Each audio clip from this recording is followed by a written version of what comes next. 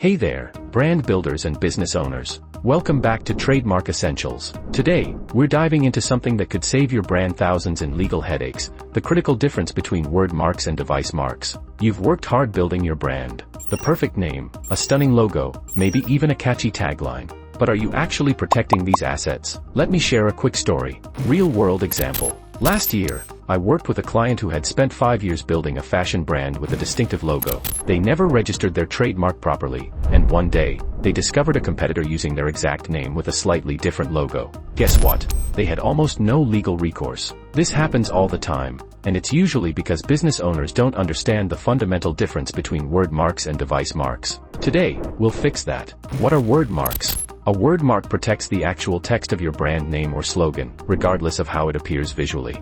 When Google registers their name as a word mark, they protect the word itself. It doesn't matter if it's in red Comic Sans or elegant black script, the protection covers the text in any form. This means if someone uses your protected word in connection with similar products or services, you can take legal action, even if they've changed the font, color, or style completely. What are device marks? Now, let's talk about device marks. Device marks protect the visual elements of your brand, logos, symbols, and distinctive designs. Take Apple's iconic logo, that simple apple with a bite taken out. The protection covers that specific design with its particular proportions and visual characteristics. Device marks are incredibly valuable, especially in international markets where your brand name might get lost in translation, but your visual identity remains instantly recognizable. Comparison table. Let's break down the key differences. Protection scope. Word marks protect text in any visual form. Device marks protect specific visual representation only. Flexibility. Word marks can change appearance without losing protection.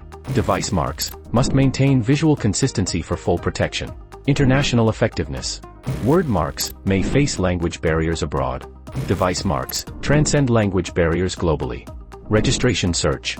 Word marks straightforward text-based searching. Device marks more complex visual comparison required. Real-world case study. Let me share an interesting case that illustrates why this matters. Montblanc, the luxury pen company, had a premium line called Starwalker. Another company launched a similar product called Spacewalker. Despite having different logos, the court ruled this was infringement because the word marks were conceptually similar enough to confuse consumers. This shows why proper trademark registration is so crucial. It's not just about identical copying. Which one do you need? So which one does your business need? The answer is both. And here's why. Word marks protect your name regardless of appearance, while device marks protect your visual identity. Together, they create comprehensive protection for your brand. But if your budget is limited right now, most experts recommend securing your word mark first. It generally provides broader protection per registration, and you can add device mark protection as your resources grow. Practical tips. Before we wrap up, here are 3 practical tips for protecting your brand. Tip 1. Register early. Don't wait until you're successful to protect your brand. By then, it might be too late. Tip 2. Think internationally. If you plan to expand, consider how your marks will translate in other markets. Tip 3. Document everything. Keep records of when and how you've used your marks. This can be invaluable if disputes arise. So there you have it, the essential differences between word marks and device marks and why they both matter for your business. If you found this helpful, please hit that like button and subscribe for more trademark and IP advice. Drop a comment letting me know what trademark questions you have, and I might cover them in a future video. Until next time, protect what you've built, and I'll see you in the next video.